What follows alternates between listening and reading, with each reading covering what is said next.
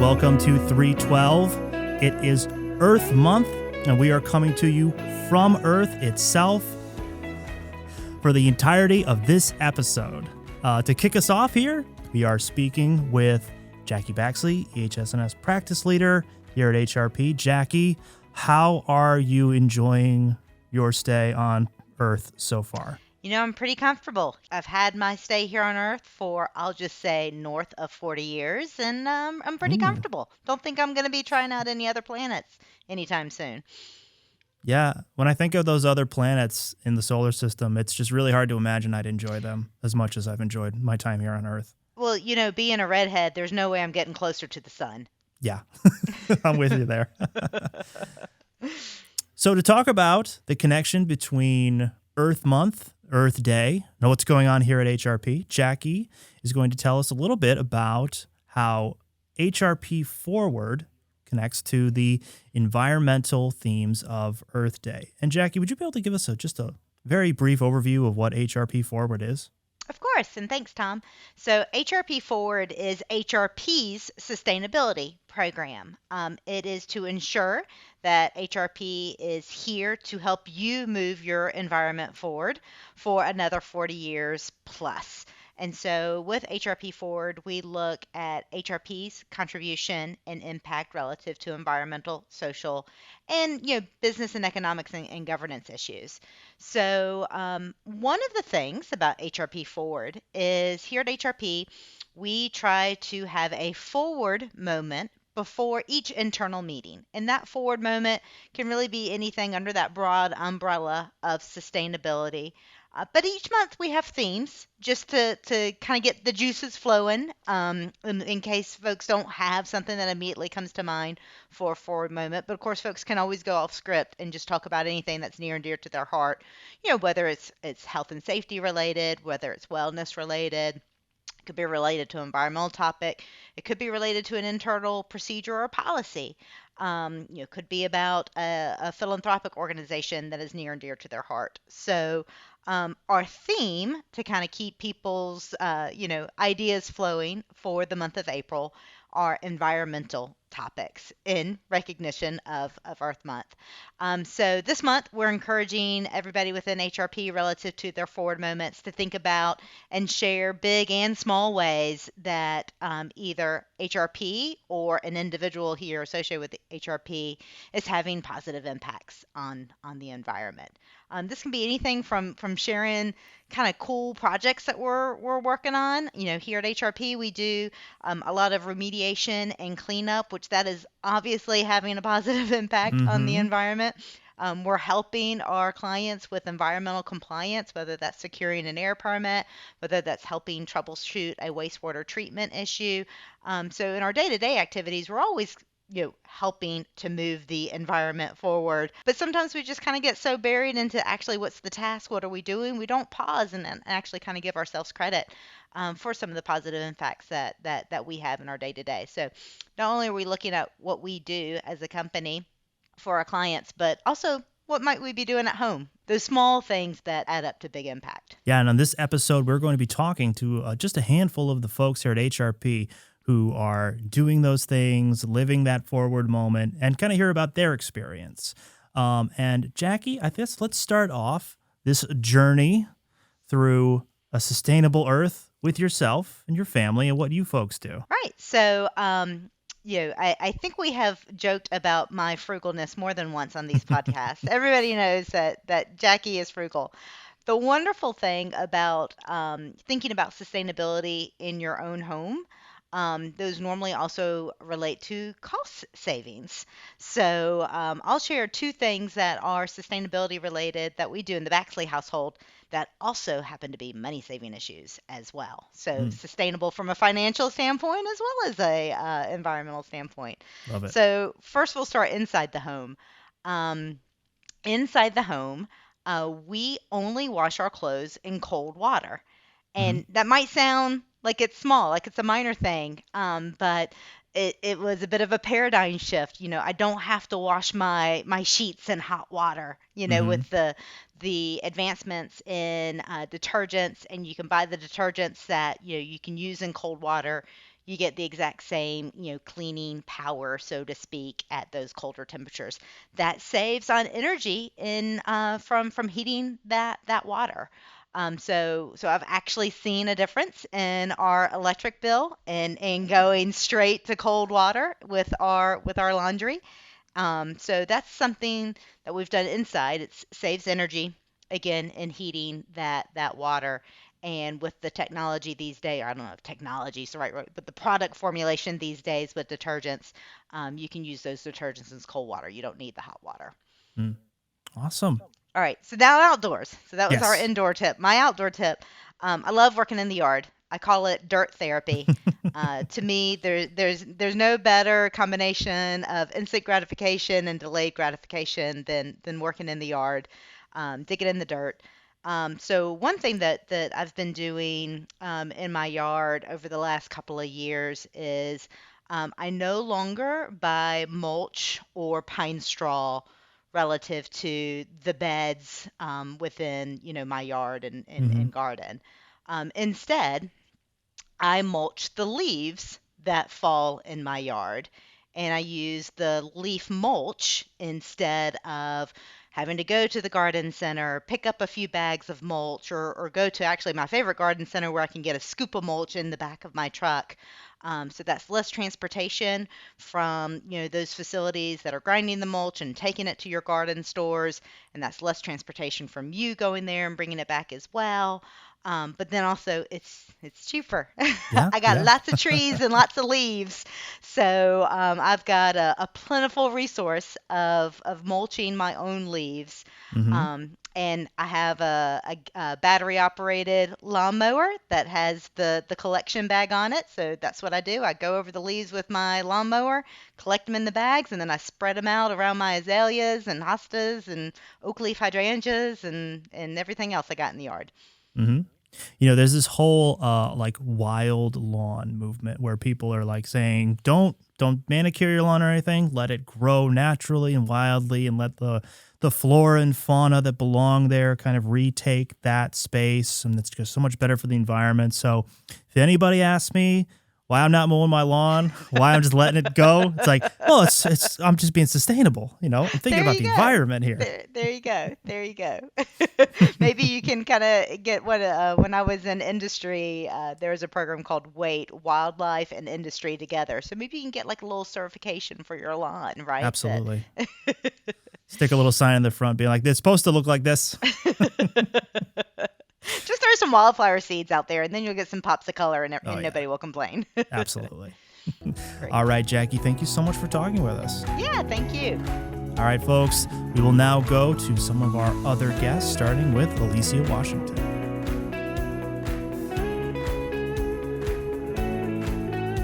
Okay, folks, we are here with Alicia Washington.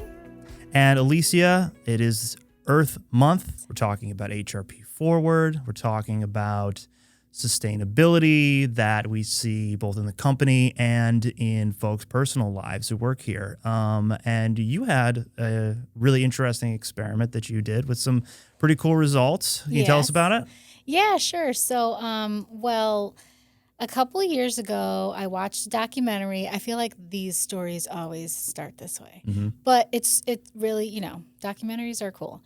So my husband and I watched a documentary called The Game Changers, and we watched another one called What the Health. But The Game Changers is a documentary about veganism within the athletic world, like athletes using veganism or, basically not eating any animal products to help with faster recovery. Yeah. And the documentary was about how, these are like pro athletes, like Olympians, boxers, world weightlifters, MMA fighters, like all just a slew of different athletes. And, changing their diet to a vegan diet was life changing, and they noticed there was just these great results from it. But then the documentary really went into like the science behind like why eating vegan helps your body. And so The other thing that they talked about, though, was how eating vegan also affects the planet Yeah. and affects the earth and stuff. And that was a part that I mean, I really didn't know much about veganism at all before watching the documentary. But after watching it, my husband and I were like, okay, well, let's just try it for 2 weeks. Like, don't eat anything from an animal. Yeah. It was much easier for my husband because he already doesn't eat dairy or eggs. So all he had to cut out was meat. Yeah. I, on the other hand, had to cut out everything. But for 2 weeks, we didn't do it. And it just lasted like 9 months. And I mean, I couldn't believe I was walking around uncomfortable for so many years and like just not realizing how uncomfortable I was. Yeah. It was so normal. And after like starting, eating that way, I realized, wow, I didn't have to feel like that. I didn't realize that, so, but part of the documentary, which was really interesting, was when they talked about how the livestock sector affects the earth Yeah. in so many ways. And it actually produces 15% of the world's or the country's emissions, greenhouse gas emissions. Yeah. And that's more than like all the trucks and trains, and it's all the other like greenhouse emissions that come from that happen in the country. It's more than that. Yeah. Just from the livestock sector.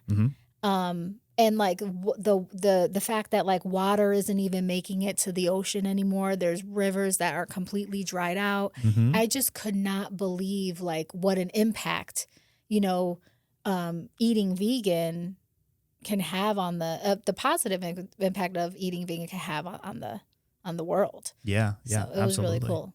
Yeah. The agricultural practices are a huge part of sustainability. And, people out there will be like, oh, well, there's still problems with transportation of stuff, but it's like, it doesn't compare to the impact that like the factory farm system has on the environment and on our bodies. Yeah, absolutely. And, I started like having, people close to me or friends of friends, family members who have been diagnosed with cancer, all different kinds of cancer. And, you look at these individuals, they're all different. They come from all different backgrounds, different places in the country. And I used to wonder, like, there's got to be a common denominator here. Why are so many people getting sick? And it's the food. Yeah. It's the food that we eat. Like, so aside from all this other data that shows like it's not good to eat animal products. That to me, there's so much access to unhealthy food. And, a lot of people even say that, food is a drug. And when you think about how these foods are processed and all these foods that, yes, they taste so good, they are addicting. I recently saw a reel where a woman was talking about think about how you feel like when you're feeling down or depressed or whatever it is. And when you eat something or you want to eat something that makes you feel better. Yeah. And it really does, just even for a moment, it makes you feel better. And like you take that same thought process and feeling with a drug or any kind of drug, it's like the same thing.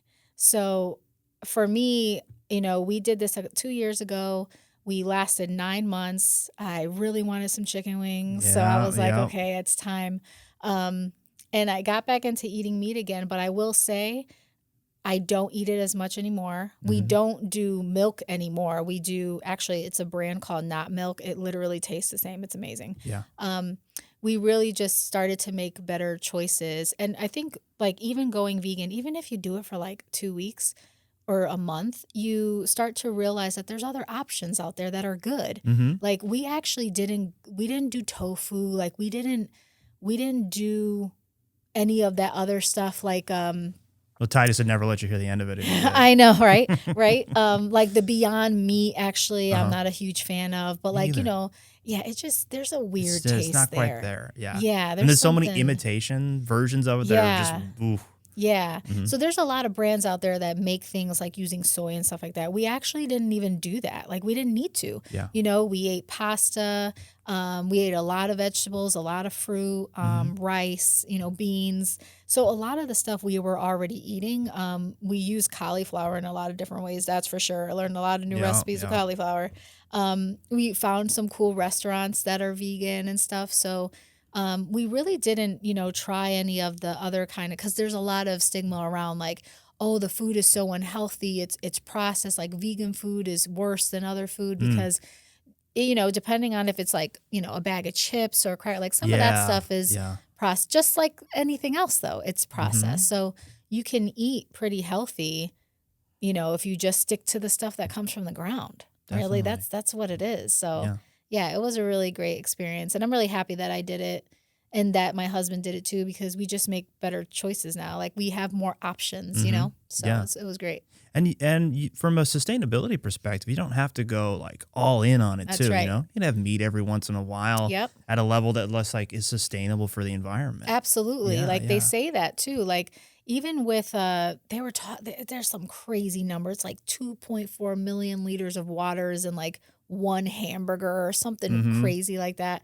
And it's right. Like if you just choose to eat meat once or twice a week versus every day, or even if you just take a look at your menu, like the regular way you eat every week, and you look like, wow, you know what? I don't even eat animal products as much as I thought I did. Yeah. And you could be like, oh, okay, cool. Well, I'm just going to take one more day out.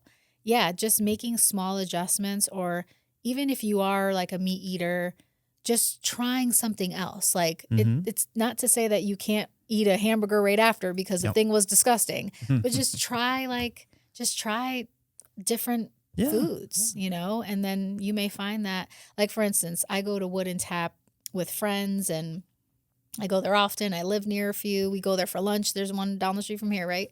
And before I would always get like wings or their nachos or something. They have an amazing veggie wrap. Oh, it is amazing. And I get it every time now. It's completely vegan. It's delicious. And that's what I get now. So will I have pizza later that day? Maybe. But I'm going to get the wrap when I go there. So I just think just being more open to trying new things is going to help. Absolutely. I guess to wrap up, do you have a quick, easy, favorite vegan recipe that you could share with us? Oh man, I have a few. Yeah. Again, with the cauliflower, there's so many different ways to use that. One of the things that I do most often is I just take cauliflower and I actually season it like I would season my chicken. So, and that goes for like anyone who likes their chicken seasoned a certain way, but I use a bunch of different seasonings. I use a lot of Spanish Goya seasonings, and I actually put it in the frying pan and I just light it kind of with some olive oil, and I let it get a little warm because cauliflower will get soft pretty quickly. But I let it get a little soft, and then I actually will put it in like a dredging. So I'll put it in like the non-dairy milk, and I'll put some rice flour on it, and then I fry it. So I make like wings. So, but doing it that way actually helps it move a little quicker, because if you do it that way from the start, then sometimes you have to wait a little longer for the cauliflower to get soft. Yeah. But when I do that and you pour some hot sauce on it, or you can use it in a taco and pour some vegan cilantro sauce on there, avocado sauce. There's also a pasta that I make with cashew. I like creamy pastas. I'm like a more than the red sauce. So you take some cashews, you put it in water for like 10 minutes. You pour that in a blender with some roasted peppers, okay? Yeah. And then you kind of make this like pink sauce. And then you pour it over your pasta. It's delicious. Like, yeah, so there's, again, like, it's not tofu. It's not some weird looking meat kind of thing, You could just take stuff that already exists, and there's great recipes out there. There's great websites. Yeah, so those are my two go-tos that are pretty easy that I use. Awesome. Well, Alicia, thanks for joining us today. Thank you. This was fun. Go vegan. Hi, Carly. Hello. Hi, Tom. Happy Earth Month. Happy Earth Month, Tom. Earth Day month. Yes. And what are you here to talk to us about today? I'm here today to talk a little bit about composting. Nice. Okay. So, yeah, I was trying to brainstorm some fun things, some fun ways that we could help our planet a little bit in this Earth Month. And composting is something that I've been doing for a couple years. And I think it's a really great, relatively easy way to make a difference. I feel like it's kind of hard sometimes, like with climate change, to feel like it's very out of your control. I feel like there's not much you can do about it. Like it's literally a very global problem. Yeah. So for the individual, it can be kind of overwhelming if you're trying to make some differences in your life. But composting is fun and easy. And I feel like it's perfect for springtime. If you want to start a compost bin, now's the time to do so. Now's the time, folks. Yes. So I want to talk a little bit about why composting is so important and what you can do if you want to start your own compost bin. So it all started for me. I read this book a few years ago. It's called Drawdown, the most comprehensive plan ever proposed to reverse global warming. Basically, it's this book put together by scientists and researchers, and it's edited by a man named Paul Hawken. And basically, they map out the 100 most impactful climate solutions, and they rank them in order of most impactful. Great book, highly recommend it. In this book, some of the top drivers of climate change or top solutions. I thought that reducing food waste was number 1. Turns out I looked it up, it's number 3. But the top solutions, in case you're wondering, number 1 is eliminating the use of refrigerants. Number 2 is increasing the use of onshore wind power. Number 3 is reducing food waste. So 1 and 2 are a little tough to incorporate into your personal life, reducing your use of refrigerants and increasing the use of wind power. I don't know if there's much we could do there. But reducing food waste is something that everybody could do in their daily lives. So I thought that was very, very interesting. Basically, a ton of energy and resources goes into agriculture and growing our food. The production of fertilizer is one of the most energy-intensive processes on the planet. I just looked it up, and I think it's like a total of 3% of total carbon emissions come just from producing fertilizers. So that's not even, the amount of carbon that's going into growing our food. That's just producing fertilizers. So fertilizers are very, very carbon intensive. Agriculture uses a lot of fresh water and then a ton of energy to harvest all the food and to transport it. So a ton of energy goes into making our food. And then us, especially in America, we tend to be over consumers. And so we go to the grocery store a lot of times with like great hopes in our mind of, I'll buy lots and lots of vegetables and I'll eat all of them. And then you don't. You buy a bag of salad that rots in your fridge. Every time. And then you throw it away. So you're wasting all this energy. So obviously, the number 1 way to reduce food waste is to not buy food that you're not going to eat. But if you do find that happening, or, just from cooking, you're going to end up with a lot of food scraps. So a great way to use up all these food scraps is to compost. That's why I love composting. It's very, very important. So you are essentially creating fertilizer through the process of composting. Exactly, right. So composting is basically making use of aerobic decomposition rather than the food scraps going to a landfill, getting buried under a bunch of trash, and then going through anaerobic decomposition, which through that process makes greenhouse gases, methane and carbon dioxide. By decomposing this food using bacteria and worms that use oxygen, you are reducing the production of greenhouse gases. Okay. So even if you don't use the fertilizer for anything, you're still helping by putting it through this process. Right. And then, you're reducing your greenhouse gas emissions. But then on top of that, you now have all this usable, nutrient-rich soil that you can use on your lawn or in garden beds or in house plants. And even if you don't have a lawn or if you don't garden, I'm sure you have a friend or a neighbor who does. So it's definitely very, very usable and very valuable. If you have a friend who gardens and you say, hey, I have some compost for you, they're going to freak out. So be that person. All right. Yes. So Now, into composting 101. Yes. If I have hooked you, if you are excited about composting and you want to do it for yourself, here is an easy step-by-step guide on how to get yourself started. It's really not that hard. It's very inexpensive, and you'll end up with a great, usable product. This also goes hand in hand with growing your own food is very good for the environment. So if you're thinking about starting a garden even, you're going to need fertilizer to grow your plants. So it's all part of it's a very, very sustainable process. You can use your food scraps to grow more food. Oh my gosh, love it. Okay, so step 1, you need somewhere to compost. So preferably if you have a yard, you dedicate a little spot in your yard to make a compost pile.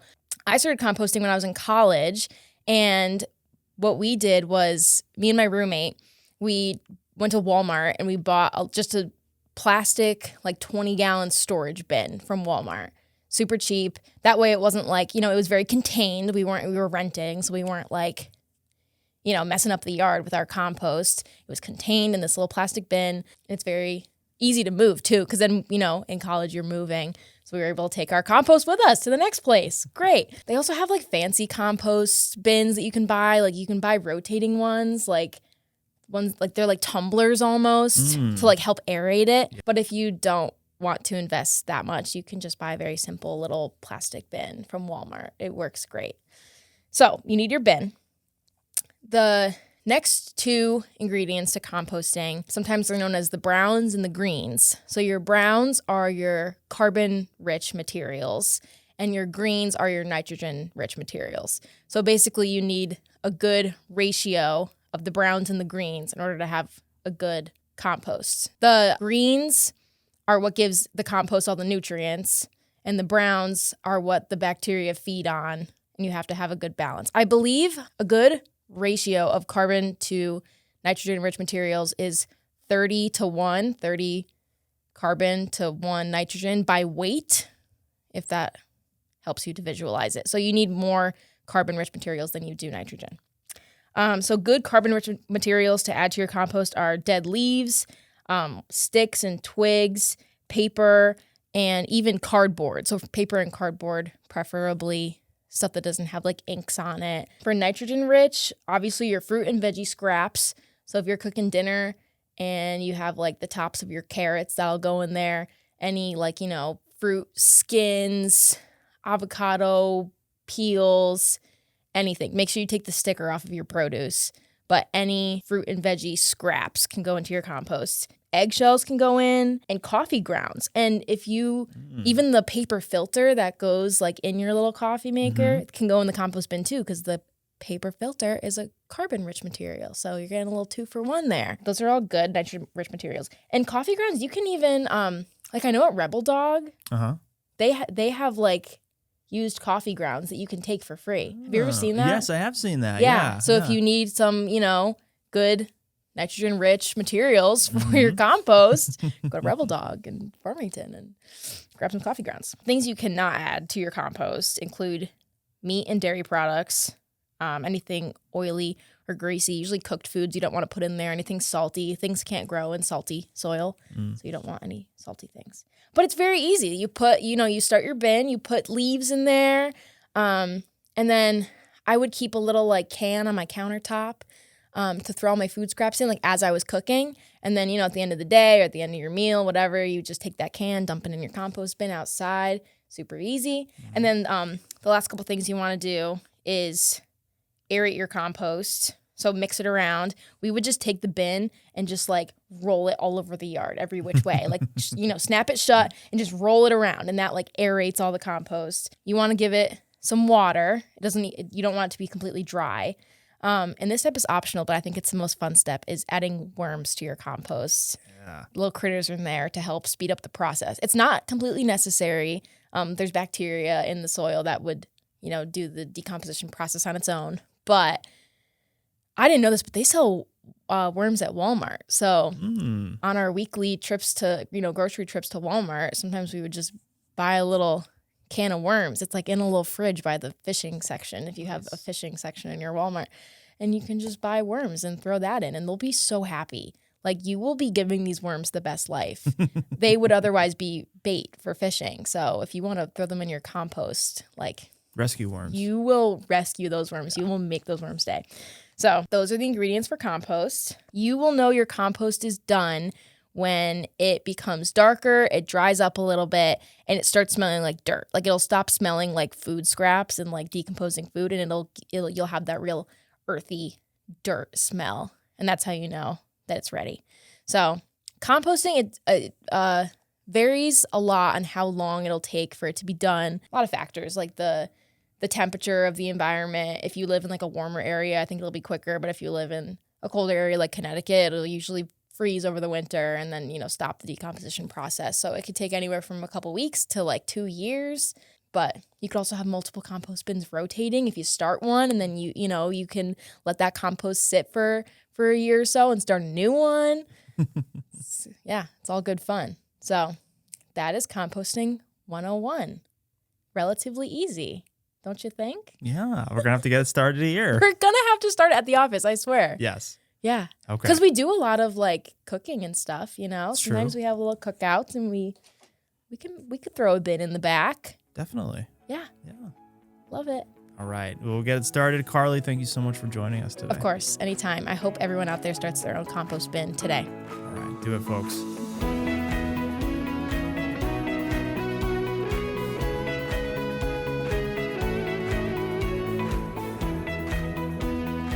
So, here today with Sam Muller. Sam, can you introduce yourself? Hello, I'm Sam Muller. I'm a senior consultant here in the Greenville office and work in the geology department. Been here for about 6 years. So we're talking today about Earth Day, Earth Month, HRP Forward, sustainability, and one of the things I recently found out was that you bike to work like pretty much every day. That's correct. I have actually never driven to our new office here in Judson Mill. I've only ridden my bicycle here, so. That's pretty sweet. What's that commute like for you each day? Well, I have to choose from my fleet of bicycles before I leave my house. That's probably the trickiest part of my day is which bike do I want to ride? Do I want to go fast on my road bike? Do I want to be comfy on my big cruiser with a milk crate and put all my stuff in there? Once I've decided on the bicycle, I pull out the garage, and depending on the route I take, it can be anywhere from 5 to 15 minutes of riding from my house to the office. Sometimes I take the long way just to have a pleasant outdoor start to my day. What was like the initial motivation for you? Did it come from like a fitness thing, wanting to be outside, or did it actually have like an environmental bent when you like first like decided that you were going to do that? It's a multifaceted motivator here. I have 3 different vehicles at home, and they're all gas guzzlers. So I try to not drive them around the city so much, partially for financial reasons, not burning so much gas, but also I moved into the city center so that I wouldn't need to drive places. Very envious of that. Just to lessen my own carbon footprint a bit and stay on top of my fitness just by pedaling around everywhere. Mm-hmm. Yeah, it's so awesome that the HRP office is located so close to like everything that's going on in Greenville down there. Oh, fantastic. The new location really is. The old office, I would have really been taking my life into my own hands had I ridden my bicycle there. So I was really happy about this move. Yeah, it's really interesting how the location changed from like the old office was really in like a dense kind of like strip mall, highway, congested area. And the new one is in, it seems like such a nice, like revitalized urban core area that's so much more conducive to walking and biking and all that. Oh, yeah, absolutely. You want me to talk about what I do when it's bad weather? Oh, yeah, definitely. Please. Here in Greenville, we don't really have any crazy weather extremes. It gets pretty warm in the summer, but it's not miserably hot usually. It might get up into the 90s. In the winter, generally doesn't get much colder than the upper 20s. And occasionally it'll rain. So when it's cold, I just wear some gloves and layers on the bike, something to cover my ears so they don't get chilly, and off I go. In the summertime, I try to not pedal quite as hard. I try to go easy so I don't get sweaty on the way. But if I do, there are showers here at Judson Mill I could use if I needed. Nice. And, it's such a short ride here that I don't really let the rain bother me. I have a dry bag that seals up. I can put my laptop in that so it doesn't get wet. And throw a rain jacket on and off I go. Yeah, nice. So so for listeners out there who are thinking, maybe I should start doing that. Like, what are some of your top tips for people or advice or just things that you've learned through doing this so much that you would tell people who are maybe looking to start out the first time? Ooh, what's some advice? Just spending more time on your bicycle riding around and just getting kind of a base level of riding fitness really makes it less of a big deal to go jump on the bike and ride to work. If you're out on the bike all the time, it certainly gets easier.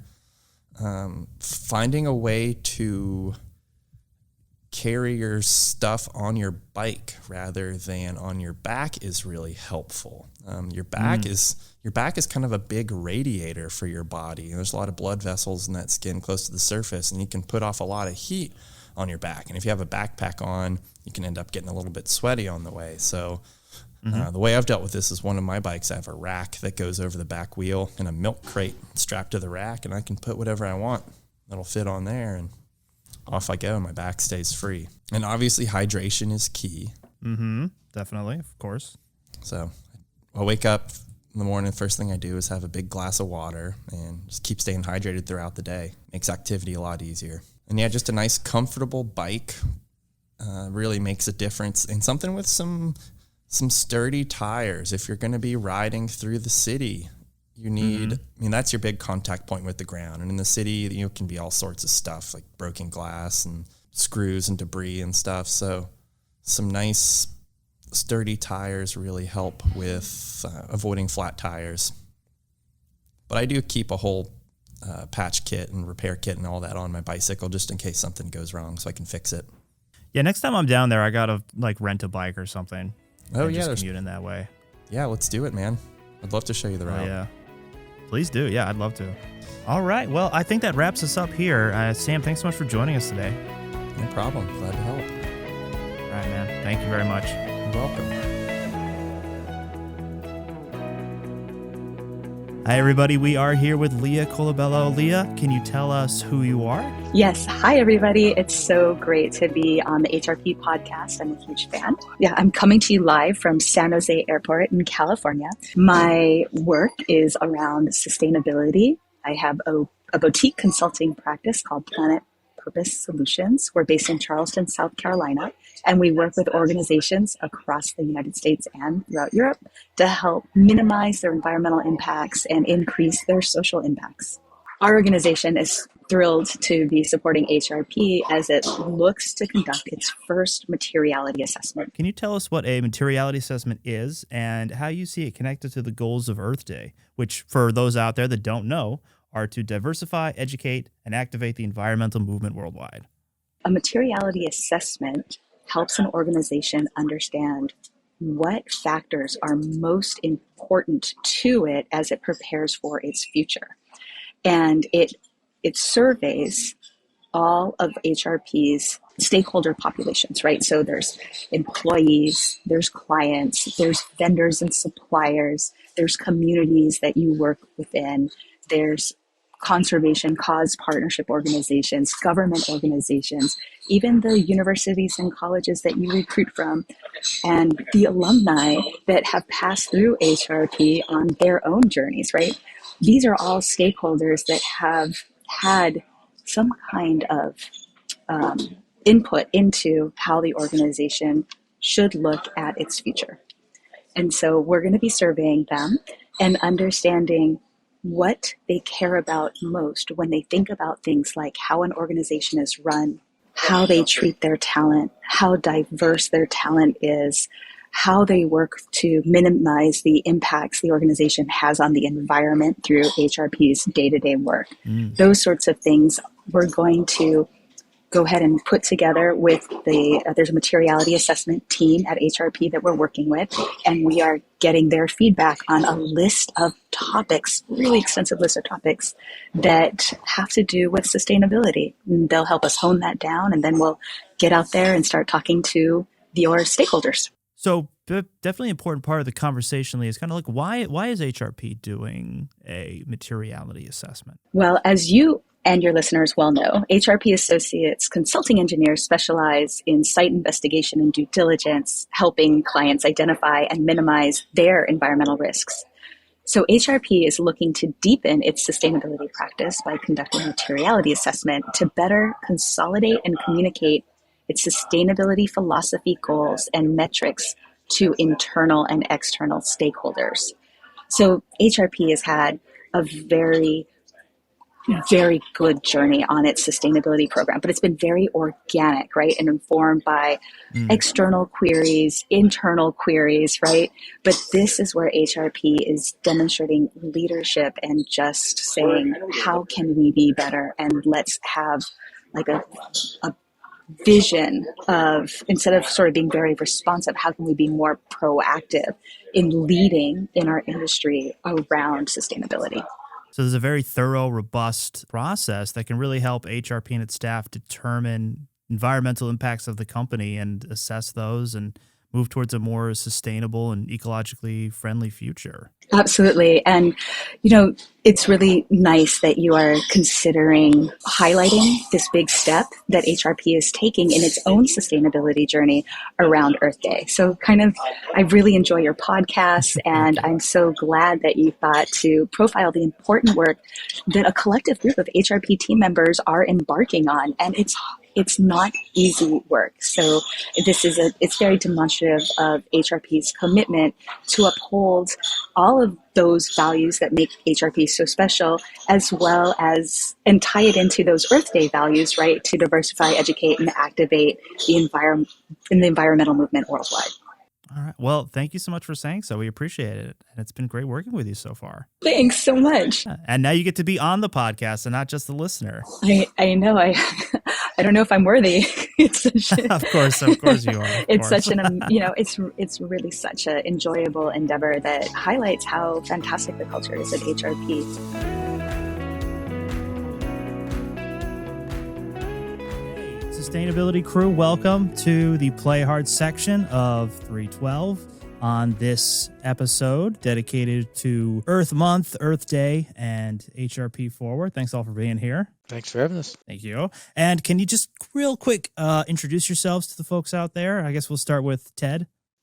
Hi, my name is Ted Wall. I reside in lovely Arvada, Colorado, working remotely with you guys. Been here for about a year or so, and happy to help where I can. And Jackie? Good morning or afternoon. It's a podcast, so who knows when people are listening to this, right? It's good afternoon now. Hey, Jackie Baxley.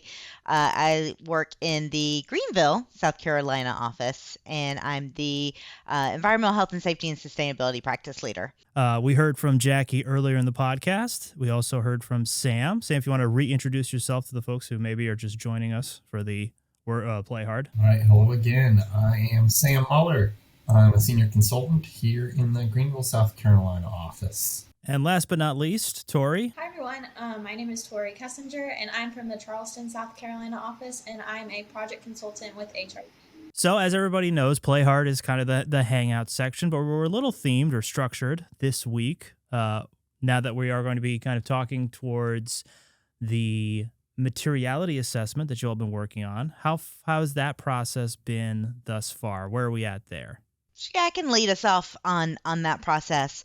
So HRP has embarked on its first ever materiality assessment to help us give a little bit more guidance and structure to our sustainability program. So Ted, Sammy, and Tori are all a part of the materiality team, as well as several others that just couldn't join us today. But we're pretty early in the process. We have identified kind of the first pass, if you will, of our list of stakeholders. And then it's those stakeholders that we'll be interviewing and be reaching out to through surveys or various other opportunities of communication to get their input on HRP and our sustainability program and what matters to them relative to sustainability. So we've got what looks like a nice weekend coming up, and we're kind of all over the country right now, up here in Connecticut. Most of you all are in South Carolina. Ted, you're in Colorado. I have that right? Yep. Okay. And so what's the weekend look like for everybody? Ted, how about you?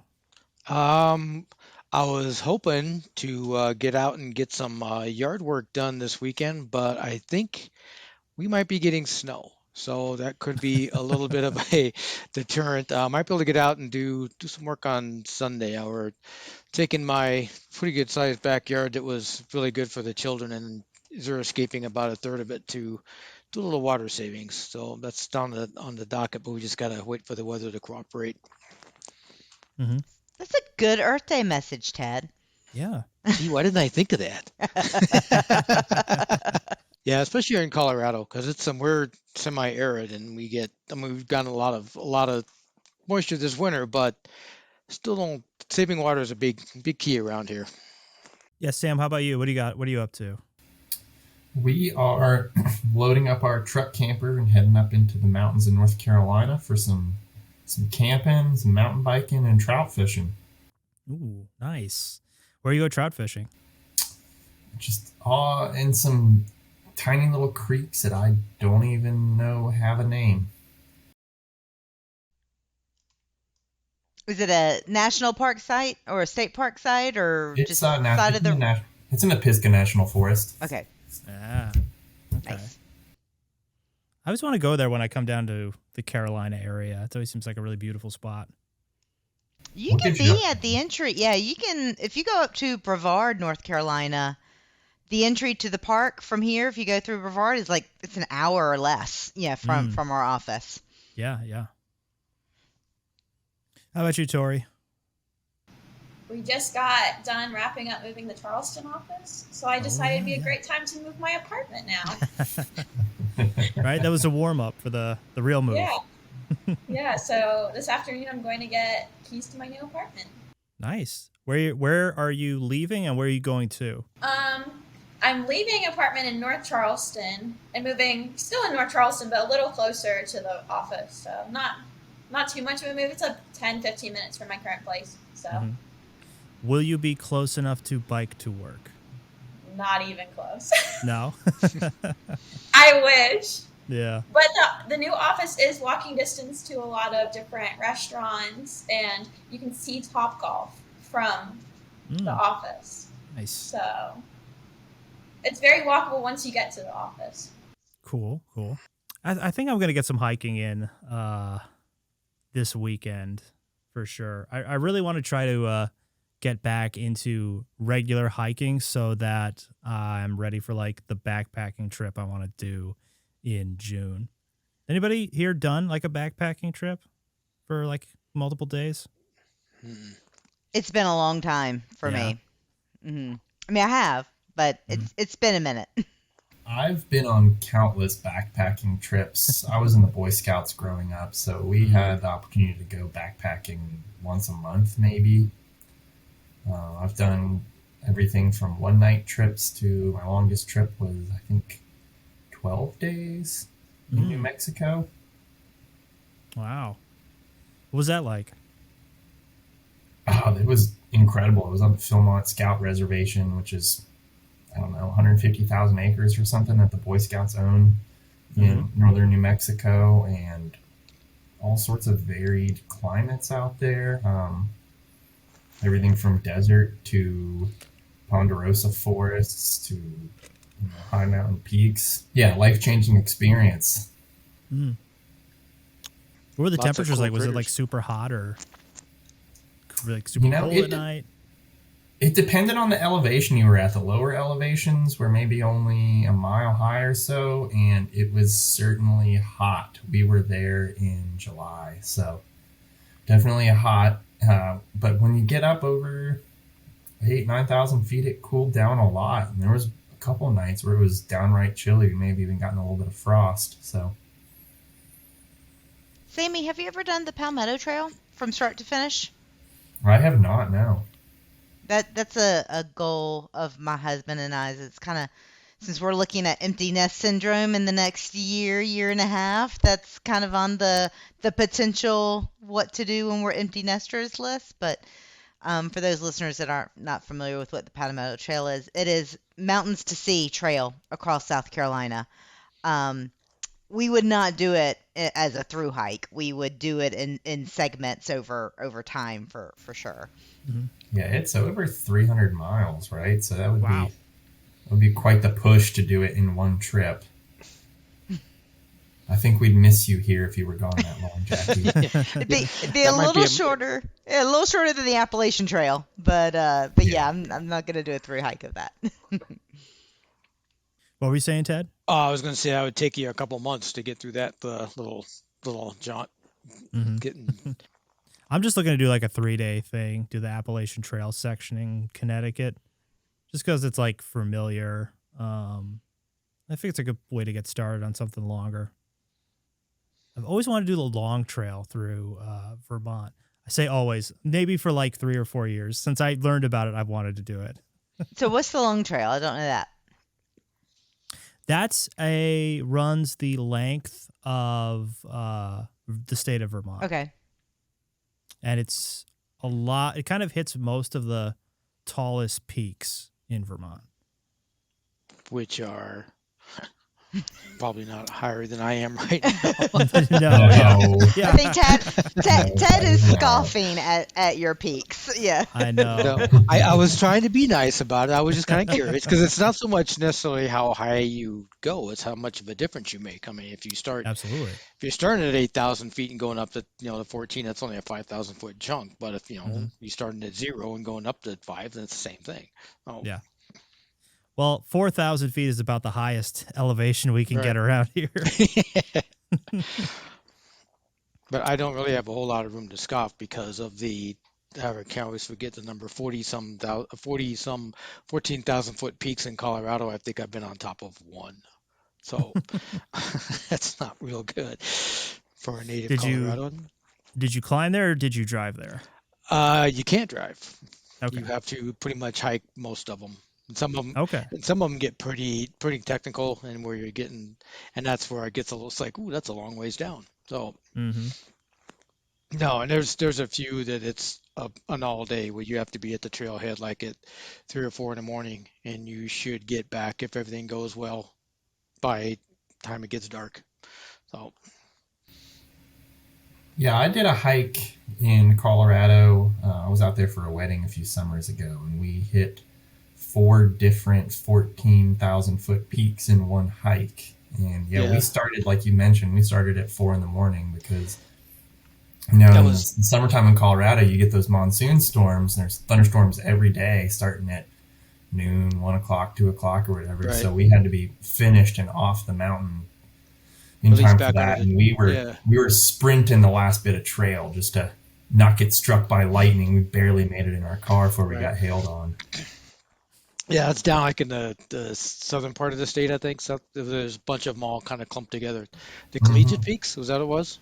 I think we were near the Collegiate Peaks. Yeah, because they're all right next to each other. It's really pretty. But yeah, it's like my college roommate one time said that they were up exposed above tree line and the thunderstorm came over and you could actually feel the hair standing up in his arms and stuff like that. You could just feel the electricity in the air.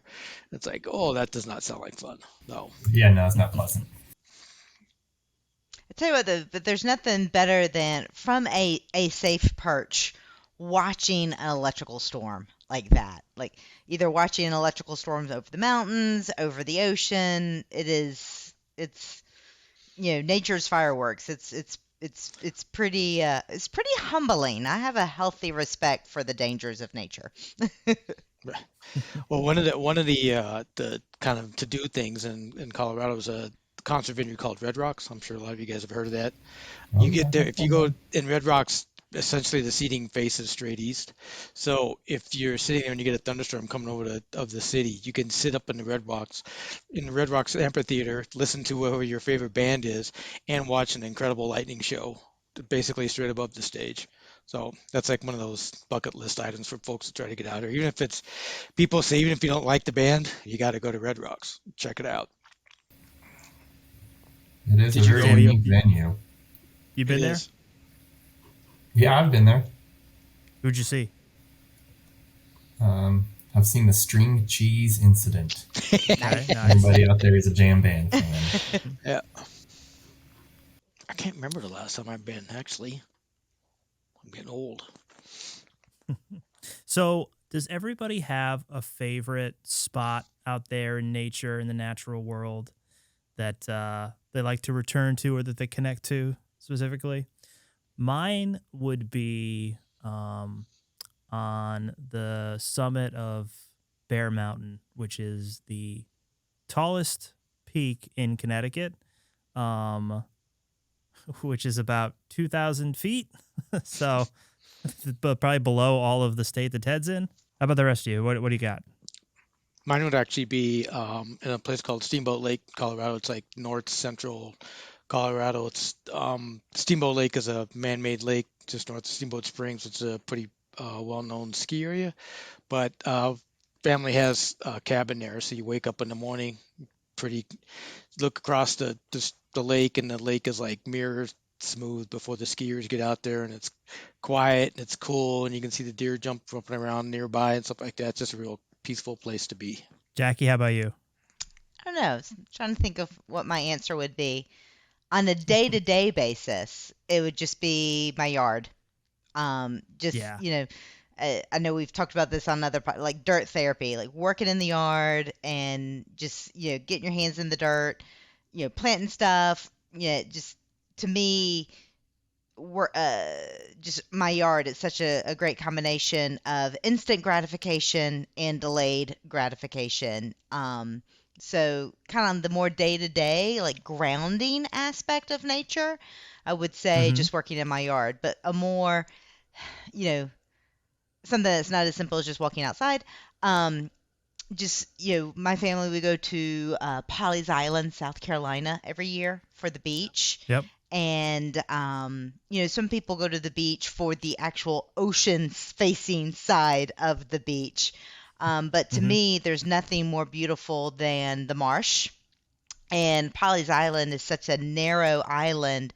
In most spots on the island, you have the perfect view of the ocean and the marsh, and just the life that you see on the marsh, and then the sunset over the colors that you see along the South Carolina coast with a sunset are like nothing else.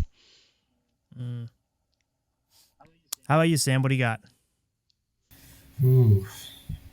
I will say, Jackie, that Pawleys Island is definitely a special place. And just how awesome is that with all the little houses tucked into the live oaks? And I totally agree with you that the marsh views there are incredible.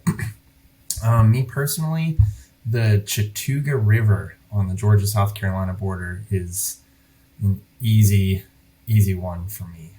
I grew up camping on the banks of it as a child and learned about swimming in river currents there, fished there with my dad, and as I got older, I got into whitewater kayaking, and a lot of my formative experiences on the river were on the Chattooga.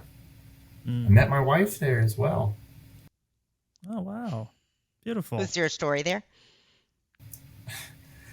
We were just both camping out for an engagement party. We didn't know each other, but we both knew one half of the couple that was being engaged, and yeah, a nice night around the campfire.